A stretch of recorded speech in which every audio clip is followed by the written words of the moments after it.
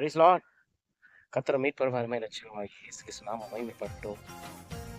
இன்றைய நாள்ல கூட பிசாசானவன் என்று நாங்கள் எதற்காக சொல்லுகிறோம்? அவன் தந்திரமானவன் என்றும் வேதத்துல அநேக இடம் இருக்கிறது.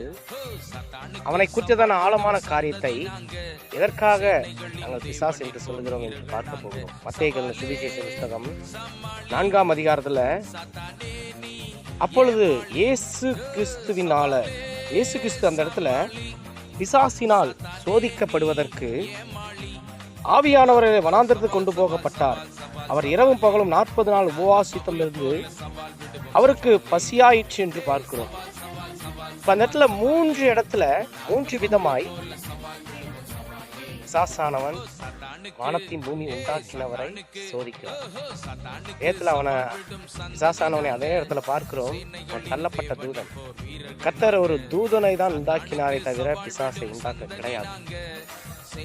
அவன் எப்பொழுது தன் மேட்டிமையான அவனுடைய எண்ணம் அவருடைய ஸ்தானத்துல போய் உட்கார வேண்டும் என்று நினைத்தானோ, அப்பொழுது அவருடைய பிசாசனுடைய தூதனுடைய மகிமை அவன் முற்றிலுமாய் இழந்தவனாய் காணப்பட்டான். அதனாலதான் பூமியில ஜனங்களை மீட்க அவர் இயேசு கிறிஸ்து பூமிக்கு வந்த பொழுது மூன்று காரியத்துக்குள்ள இயேசு கிறிஸ்துவை சோதிக்கிறவனாய் இருக்கிறான். நம்மளுடைய வாழ்க்கையிலும் அநேக சோதனைகள் பாடுகள் மத்தியில இந்த 3 காரியத்தை நம்ம சொல்லும் பொழுது, இந்த 3 காரியத்தில் நாம் ஜெயம் எடுப்போமானால் கர்த்தர் நம்ம எல்லாவற்றிலும் விடுதலையாக்க வல்லமையுள்ளவர். முதலாவது அவர் சொல்லுகிறார், அவர் பிரதித்திரமாக மனுஷன் அப்பத்தினால் மாத்திரமல்ல கர்த்தருடைய வார்த்தையினாலே பிழைப்பான் என்று. ஏன்னா அவர் 40 நாள் உபவாசித்து இருந்த பொழுது பசியாயிருக்கிறான் என்று பிசாசானவன் அறிந்து இந்த கல்லை அப்பமாக்கும் என்று.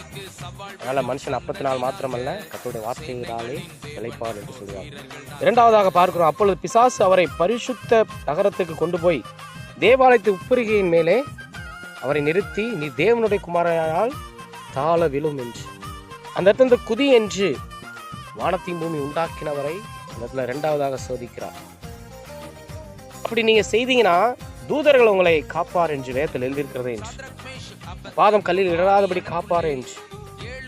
அதற்கு இயேசு உன் தேவனாகிய கர்த்தரை பரீட்சை பாராதிருப்பாயாக என்று 2வதாக இந்த காரியத்தில் பிசாசை ஜெயிக்கிறார். ஆமென்.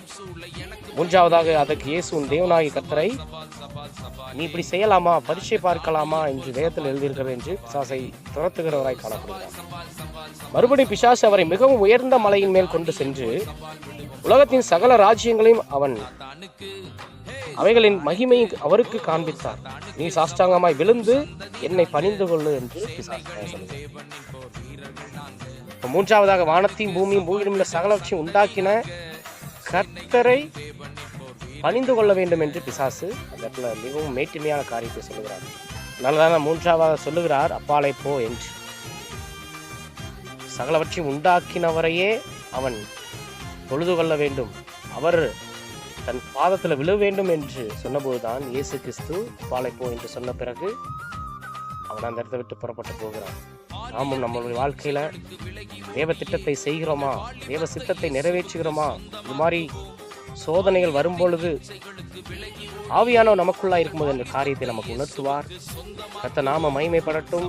பிசாசானவருக்கு எதிர்த்து நில்லுங்கள் என்று சொன்னபடி அநேக காரியங்கள் சத்துருவை குறித்து, அவனுடைய தந்திரமான காரியங்களை குறித்து நம்ம பார்க்கிறோம். அவன் பொய்க்கு பிதாவாய் இருக்கிறான். அவனை ஜெயிக்கதான் அவர் இயேசு கிறிஸ்து நமக்கு பூமியில வந்து அவருடைய ரத்தம் சிந்தி அவருடைய நாமத்தினால பிசாசை துரத்துங்கள் என்று வேதம் சொல்லுகிறது. ஆமென். பிசாசானவன் என்பவன் ஒரு தூதனாக உண்டாக்கப்பட்டவன். அவனுடைய மேட்டிமையினால் அவனுடைய கர்த்தருடைய ஸ்தானத்துல போய் உட்கார வேண்டும் என்றுதான் வெளிப்படுத்தின விசேஷத்துல பார்க்கிறோம். தள்ளப்பட்டவனாய் அவன் காணப்படுகிறான்.